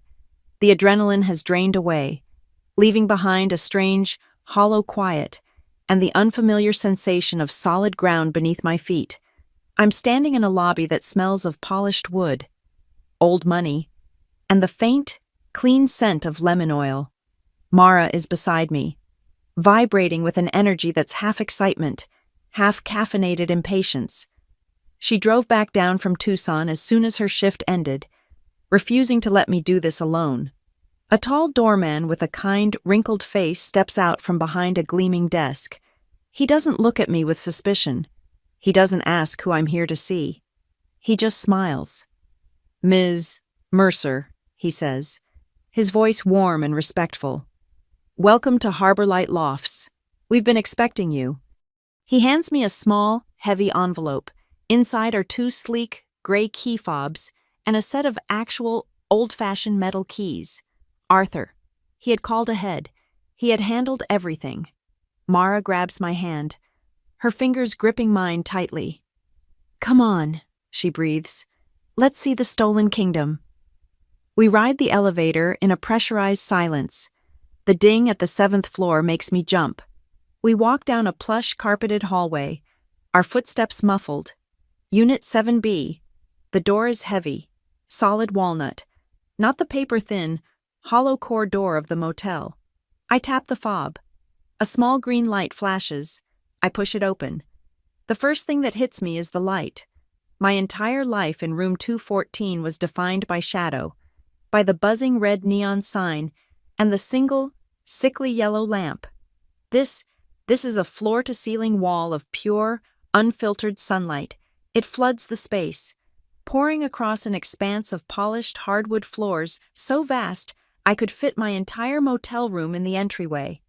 It illuminates the rough, warm texture of an exposed brick wall, the high industrial chic ceiling, the gleaming steel of the kitchen, and there, in the middle of it all, is the staging furniture from the photograph, The sleek gray sofa, the bay blue rug, the cowhide chair, and in the corner, the fiddle-leaf fig tree. It's huge. Its leaves glossy and healthy, thriving in the genuine, real light. It's exactly as I saw it in the picture. It's perfect, and it's utterly impersonal. This was never staged for me. This was a trap, a set. This was the furniture my parents, Graham and Lydia, had used to lure in renters, to extract $4,200 a month from an asset they never told me I had. It is the beautiful, hollow evidence of their deepest betrayal. Mara seems to sense the sudden chill I feel. She walks to the center of the bay blue rug and spins around once, her arms out. "Well," she says, her voice echoing in the huge space. "The thieves had impeccable taste. That's something. Now, let's get this stranger's stuff out of your house and make it yours." The next few weeks are a blur of pragmatic action. Not just survival, but building. I discover the deep, abiding pleasure of competence. Mara and I spend the first weekend. Arthur arranges for a moving crew, the same ones who impounded my parents' cars, to haul every stick of the rental staging furniture into a storage unit. The empty space doesn't feel empty. It feels potential. My first purchase isn't a couch. It's a desk. A wide, simple, heavy wooden desk. I place it by the massive window overlooking the Northlight district, where I can see the city and the sky. My old, shrieking laptop, the one that sounded like a jet engine, is now in a drawer, a relic of a past life. It's been replaced by a sleek, powerful workstation, the first purchase I made from the initial recovery funds Jonah transferred into my new, pristine bank account. I open my design software. The fan is silent. The processor is instantaneous. I create a new file.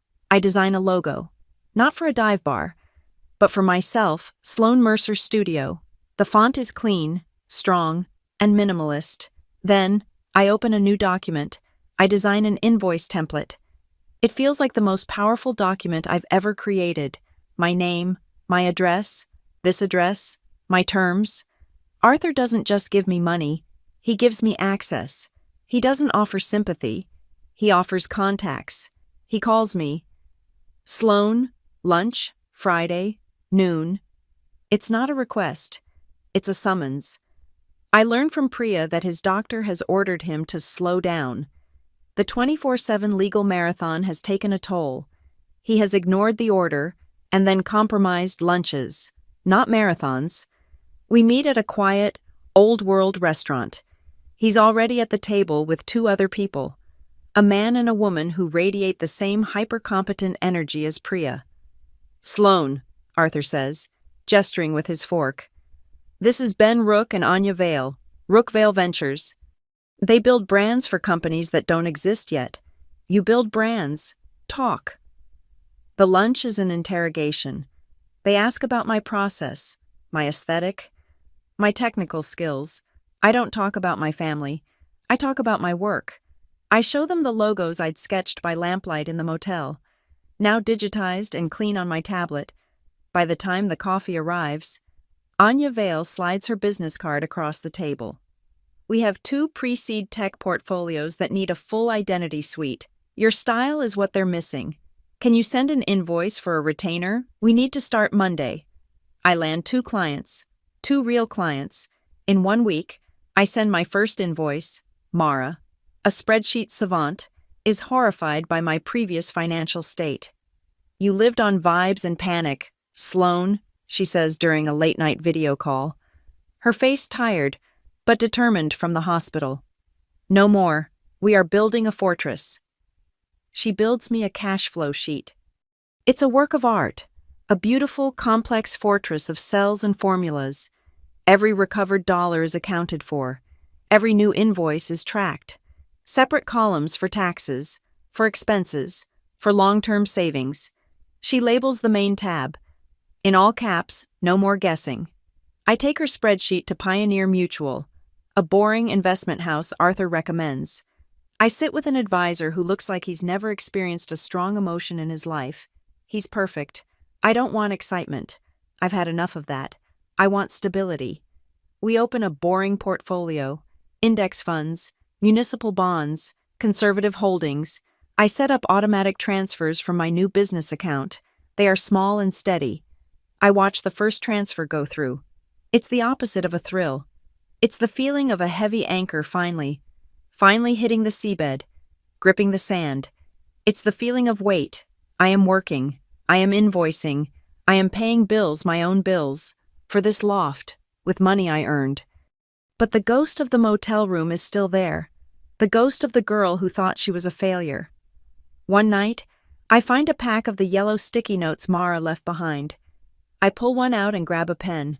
I write a letter to myself. It's not a war room decree from the mirror. It's a promise. You are not a fluke. I write, you are not the broke granddaughter. You are a worker who deserves to be paid. Your work has value. Your time has value. You have value. I stick it to the side of my new monitor. The full restitution is slow, a grinding, legal process, but Priya is relentless. She arrives at my loft one afternoon, unannounced, holding a thick, black 3-ring binder. It's heavy. For your records, she says. The final audit trail. I open it. It's the digital audit. Printed and bound. Every receipt, every return, every clawback, every single dollar, logged and accounted for. There's a tab for the house auction, a tab for the cars, a tab for the boat, a tab for the jewelry, including Lydia's diamond watch, which they located at a high-end pawn shop across town. It is the heaviest, most beautiful thing I've ever held. It is the receipt for my stolen life. That night, I don't celebrate. The loft is still mostly empty, the furniture sparse. I sit on the hardwood floor, leaning against the cold brick wall, looking out the massive window at the city lights. I'm eating green olives, straight from the jar. The salt is sharp, the air is quiet, my laptop is off, my phone is silent. For the first time in my entire adult life, I feel the rare, unambiguous weight of safety. I feel settled. I take a deep breath. It doesn't snag in my chest. I'm okay. And then, my laptop, sitting on the floor nearby. Chimes, a new email. I sigh, wiping my hands on my jeans, and crawl over to it. I don't recognize the sender. It looks like an automated address from a local collections agency. The subject line makes my blood, which had been flowing so warmly, turn to ice. Subject notice of owner's lien. Property Sagebrush Inn, room 214. I click it open. My heart starts to hammer that old, familiar rhythm of panic. It's a formal notice, a legal claim. An attachment is included. Attached bill for damages and services rendered. I open the attachment. It's an itemized bill for $10,000. It lists carpet replacement biohazard, full furniture disposal contaminated, wall remediation structural, biohazard cleaning services, for my old room, room 214. This is impossible. This is wrong. Arthur paid for my room for a week. I left it clean. I scroll down, my hands starting to shake. At the bottom, under billable party, it doesn't list Arthur. It lists me. The safety I felt, it shatters. It evaporates. The anchor is gone. I'm adrift again. My phone, sitting next to the laptop, buzzes. A text from an unknown number. We know you have money now. You need to pay what you owe. The feeling of safety, the rare, unambiguous weight of it, lasted for exactly 90 seconds. It shattered the instant I read the email. A $10,000 lien from the Sagebrush Inn. The text message that followed. We know you have money now. You need to pay what you owe. Wasn't a threat. It was a taunt. The old panic, the one that lived in my stomach, surged. The taste of acid and gas station coffee, biohazard, contaminated, structural. They were describing the room I had lived in. They were describing me. But the panic was different now. It wasn't a flood. It was a signal. The girl who ate olives on the floor didn't cry. She didn't call the motel owner and plead. She didn't call Arthur in a panic. I took a breath. I opened a new email. I choose action. I forwarded the email, the attached bill, and a screenshot of the text message to one person, Priya Das. My message was 3 words. Please analyze this. Her reply came in under 5 minutes. It was not a "don't worry" email, it was a declaration of war. "Sloan, this is not a collections agency, this is a countermove. The LLC that filed the lien, SV Hospitality Partners, did not exist 4 days ago. The Sagebrush Inn's owner of record, a Mr. Patel, sold his management note. He was underwater." My blood ran cold. Who bought it? Priya's next email was just a single, attached screenshot of the new LLC's registration filing. Manager of record Graham Mercer. My father. It was a pincer move. They had lost the war, so they had started an insurgency. They had taken whatever non-frozen cash they had left or gotten a loan from their co-conspirator, Reese Vallon, and bought the one tiny piece of leverage they could find my past. They had purchased the one place on earth that represented my rock bottom. They were trying to make me pay $10,000 to silence the claim that I was, quite literally, human contamination, as if on cue. My phone buzzed again. This time, it was a text from Mara, who was back in Tucson, deep in a surgical rotation. "Sloan, do not look. I am warning you.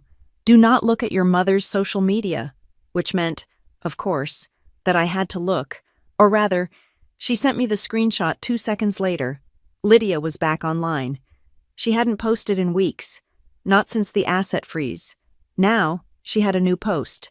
It was a photo of her and Graham, taken years ago, back when I was in college.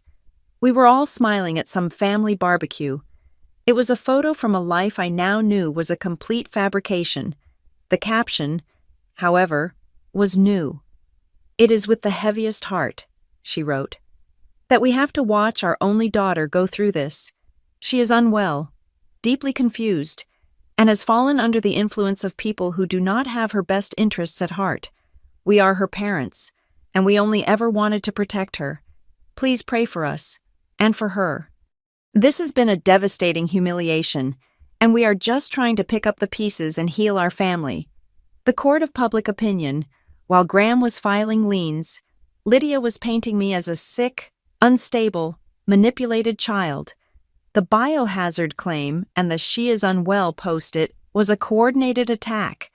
They were creating a narrative where I was the unreliable one, the crazy one, and they were the sane, loving parents just trying to safeguard their assets from their sick daughter.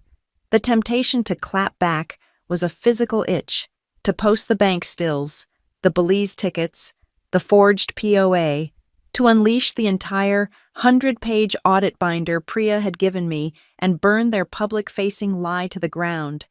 But I remembered Arthur's chuckle in the courthouse hallway.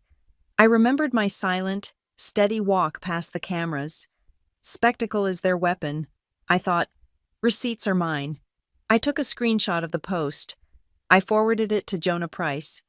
Then I sat at my new, clean desk in my sun-drenched loft, and I marshaled my own receipts. I logged into my old email. I searched Sagebrush Inn, and I found it.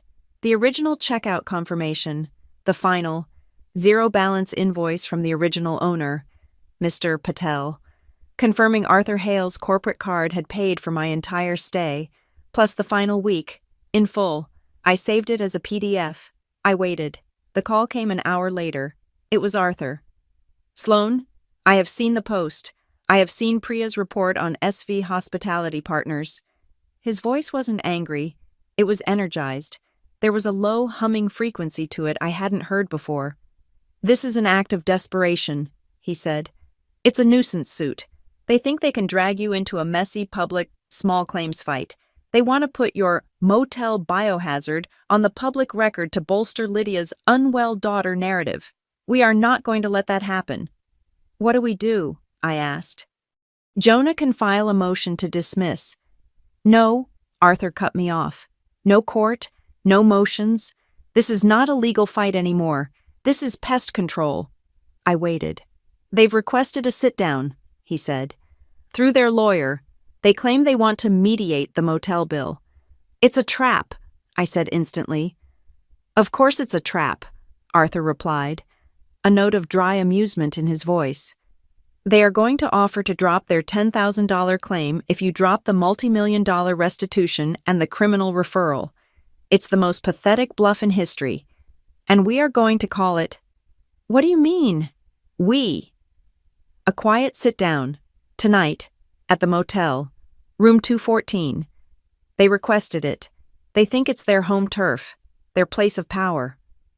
A chill went down my spine. Go back there. Arthur, Jonah won't like this. He'll say they'll record me. Jonah is a fine lawyer, Arthur said, his voice hardening. He fights in court, under established rules.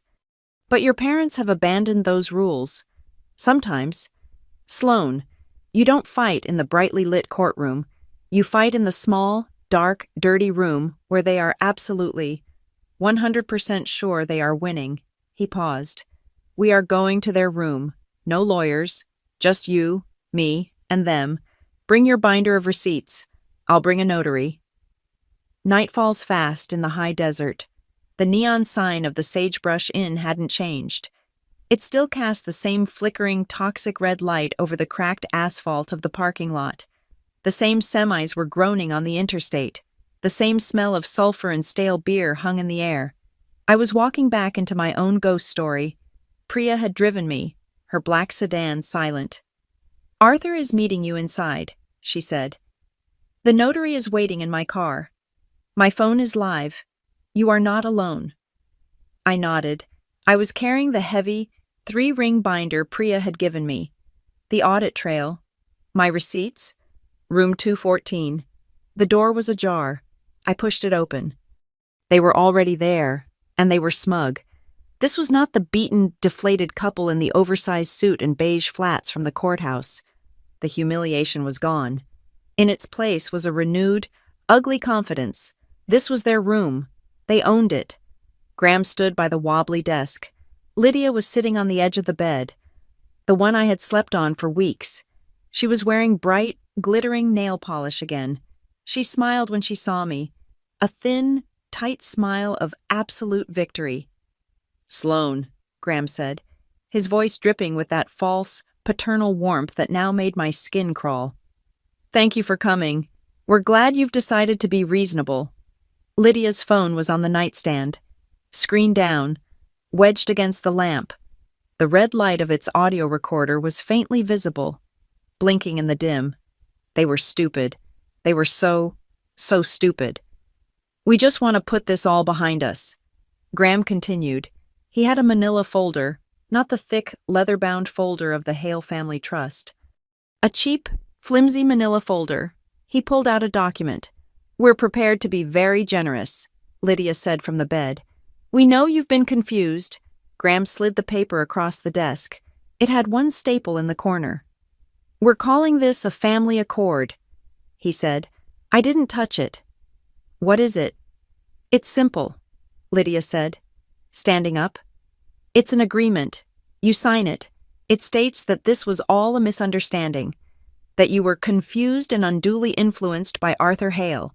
It immediately halts all civil action. It stops the criminal referral. And in exchange, I asked, my voice flat. In exchange, Graham said, tapping a different paper on the desk, the $10,000 biohazard bill. We drop this. We forgive the damages you caused. We let this go. And, Lydia added, her voice dropping to a conspiratorial whisper, we agree to keep things out of jail. We keep this a family matter. No one has to go to prison. The bluff. The pathetic, desperate, final bluff. They were trading a fraudulent $10,000 claim for their freedom. Graham, seeing my silence as hesitation, played his final card. He reached into his manila folder and slid out the glossy photos of the loft, the ones Arthur had shown me. You know, he said, his voice full of mock sympathy, you wouldn't even have that fancy loft if we hadn't taken care of it for you. You probably would have lost it. You should be thanking us.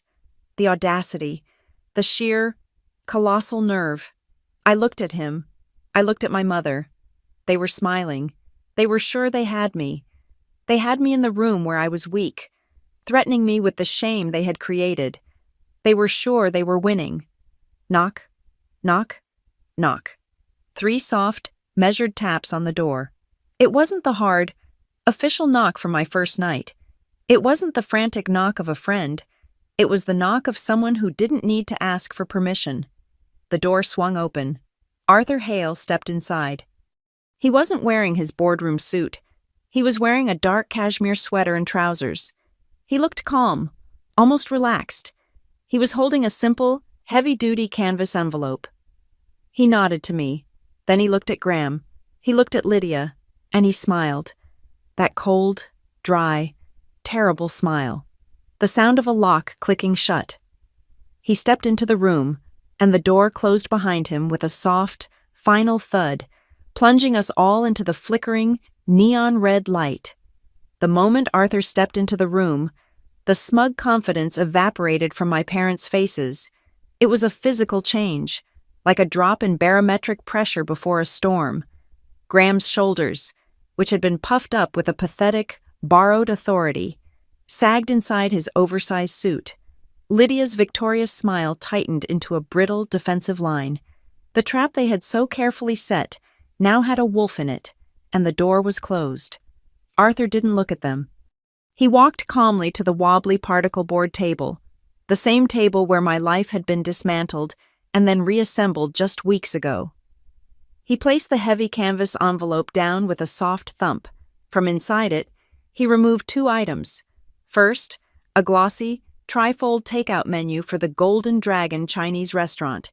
Second, a thick stack of notarized deeds, bound with a dark blue ribbon.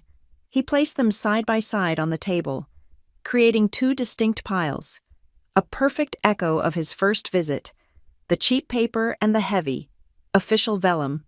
Then, he turned his pale, piercing eyes not to me, but directly to my father. "Room service," Arthur said, his voice quiet but carrying the weight of a collapsing building. "Or ownership papers." Graham just stared, his mouth slightly agape, the color draining from his face. He didn't understand. Lydia's eyes narrowed, trying to calculate, to find the angle, but for the first time, she couldn't see the board. I don't know what you're talking about," Graham stammered, gesturing wildly at the $10,000 bill on the table. "This is a simple mediation about the damages she caused. We own this claim." "That brings us to our first point," Arthur said, his voice cool and conversational, as if discussing the weather. This was his first reveal. "You don't, in fact, own this claim. SV Hospitality Partners never owned the debt. You were merely the managing entity for the note." He paused, letting the words sink in. "A note which I purchased, at a significant discount from a very motivated Mr. Patel, yesterday afternoon." The air left the room. Graham's entire scheme, the foundation of his smugness, the single piece of leverage he thought he had, was built on a debt he never actually controlled. He was a manager who had just been informed that the company had a new and very hostile owner. You can't do that," Lydia sputtered, her voice rising, shrill and panicked. "This is our business." "It was," Arthur corrected gently. This was the second reveal. He tapped the thick stack of notarized deeds. "And that brings us to the ownership papers." He slid the top document across the table. "Priya, my chief of staff, was very busy this afternoon. She formed a new entity, Sloan Mercer Hospitality, LLC. He looked at me, a flicker of something almost like pride in his eyes. "And these documents, with a single counter-signature from you, Sloan, will transfer the full ownership and title of the Sagebrush Inn, free and clear, to that entity, to you." It was a checkmate so profound, so complete, that my parents were rendered completely speechless. They had tried to trap me with a fraudulent $10,000 lien on a single room. My grandfather had responded by buying the entire motel and giving it to me, as if on cue. There was a polite knock on the door. It opened, and the night manager, the same one who had called me weeks ago about the gentleman in a suit, stepped inside. He was holding a large, jangling keyring and a thick, cloth-bound ledger. He wasn't looking at my parents. He was looking at me, and he was smiling. "Ms. Mercer," he said, his voice full of a relief that was almost comical. "The new owner, welcome." He placed the keyring and the ledger on the table with a heavy thud. "Per Mr. Hale's instructions, the fraudulent damages claim from SV Hospitality has been voided in our system. The account for room 214 is, and has always been, paid in full." He nodded respectfully to me and Arthur, and then backed out of the room. Closing the door behind him, the click of the latch was deafening. My parents were cornered. They were rats in a cage of their own design. "This is insane," Lydia whispered, her glittering nails digging into the polyester comforter of the bed. "This is illegal. You can't just—" "Oh, but I can," Arthur said. And then came the third and final reveal. From the canvas envelope, he produced one last item, a thick 9x12 manila envelope, sealed with red wax bearing the Hale family crest. It was addressed to Graham and Lydia Mercer. "And this," he said, placing it on the table between them, "is why you will not fight it," he explained, his voice devoid of any emotion. A surgeon describing a procedure. "That envelope contains a formal criminal referral. It has already been filed with the district attorney's office. It details the wire fraud, the forgery, the conspiracy, the perjury, everything. It is, however, currently suspended." He let that word hang in the air. Suspended. "It will remain suspended on one, and only one, condition." He slid another document from his envelope. It was not a family accord. It was a confession. "You will sign this. It is a full confession of judgment for the civil case. It is a permanent, irrevocable relinquishment of any and all claims, now and forever, to any of Sloane's assets, income, or inheritance.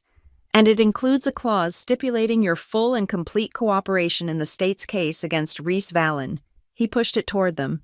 "You sign that document," he said, his voice dropping to a low, final whisper. "And you walk out of here tonight with nothing but the clothes on your back. You will be broke. You will be socially ruined, but you will be free. You refuse to sign, and I lift the suspension, and the alternative is handcuffs. By morning." Lydia sputtered. A string of incoherent, furious noises. Graham reached deep for one last bit of bluster, his face turning a blotchy red. "How dare you? We are her parents. We did what we thought was best." I had been silent through all of it, watching, listening, but now it was my turn. I reached into my own binder. I took out 2 pages. The first was the expert's overlay report of the forged power of attorney. My real signature and the fake one mismatched in a stark, undeniable diagram of their crime. The second was the screenshot of my mother's spa selfie, the one she posted while clinking champagne glasses. I slid them across the table, side by side, right in front of my father's face. I leaned forward. My voice was calm. It was quiet, and it was the most powerful sound in the room. "I don't negotiate," I said, looking them both in the eye. "With thieves who call theft parenting." Then, I turned to the ownership papers, the ones that would make this shabby, broken motel mine. I picked up the heavy black ink pen Arthur had set out. My hand was as steady as the stone foundation of a mountain. I signed my name, Sloane Mercer, the notary, who had been waiting just outside the door. Stepped in silently, a ghost of legal finality. She took the document, examined my signature, and then brought down her official stamp. Thunk! The sound was an earthquake. It was a gavel. It was the sound of a world ending, and a new one beginning. It broke them. Graham's shoulders caved completely. A puppet with its strings cut. He looked old, and small, and utterly defeated. Lydia's glittering nails went still. The fight was gone. All that was left was the cold, hard reality of prison bars, shaking, their hands trembling so badly they could barely hold the pen. They signed the confession. They signed away their stolen life, their lies, their final, pathetic claim on me. They signed because the only alternative was a cage. The notary took their signed confession, witnessed it, and left as silently as she had arrived. The room was quiet. I stood up. I pocketed the heavy keyring from the table, the keys to my first property. I turned to Arthur. I didn't look back at the two broken people sitting in the ruins of their own greed.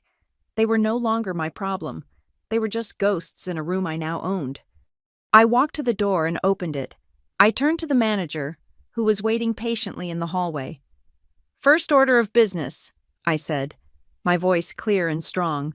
"Change the lock on room 214. The neon sign outside buzzed. A relentless electric hum. My name on the deed in my grandfather's envelope was still wet with ink, and the door to my old life closed on their faces. The sound of the brass security chain sliding home, once and for all. Thank you so much for listening to my story. I'd love to know where in the world you're tuning in from. So please drop a comment below and share your thoughts.